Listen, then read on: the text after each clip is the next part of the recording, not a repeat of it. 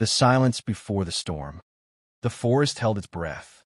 Ethan Cole sat at his desk, the only sound the scratch of his pen and the slow rhythm of rain sliding down the cabin window.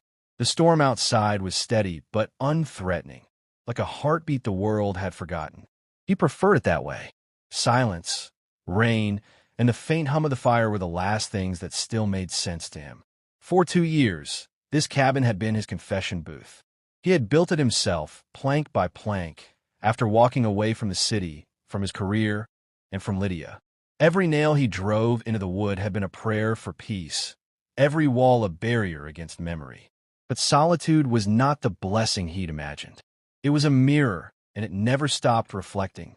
He closed his notebook and leaned back, staring at the dim glow of the fire.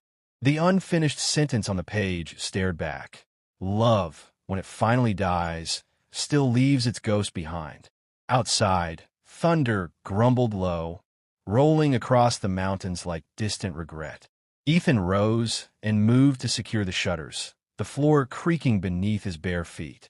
Beyond the rain-blurred glass, the forest swayed, 1,000 black silhouettes bowing under the storm's invisible hand. He had grown used to its company. The trees never asked questions. Then came the sound that didn't belong. A car engine, faint but unmistakable, groaning up the gravel path that hadn't been used in months. Ethan frowned. No one came this far, not by accident. He stepped to the window, heart tightening. Through the downpour, headlights flickered between the trees, then vanished. Moments later, a knock, sharp, frantic, cut through the storm. He froze. For a long moment, the cabin returned to silence, except for the rain drumming against the roof. Then another knock came, louder, desperate. He opened the door. A woman stood there, drenched and trembling. Her wedding dress clung to her body like a second skin, the fabric torn at the hem and smeared with mud. Strands of dark hair stuck to her face.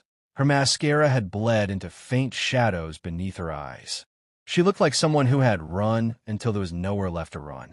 "Please," she whispered, her voice shaking with cold. "I just need to get out of the rain." Ethan didn't answer at first. The sight of her, this stranger in white, wild-eyed and shivering, felt almost unreal, like a vision conjured by loneliness. But her breath came in quick, visible clouds, and her lips were turning blue. He stepped aside. "Come in." She hesitated, as if entering meant crossing some invisible line, then slipped past him.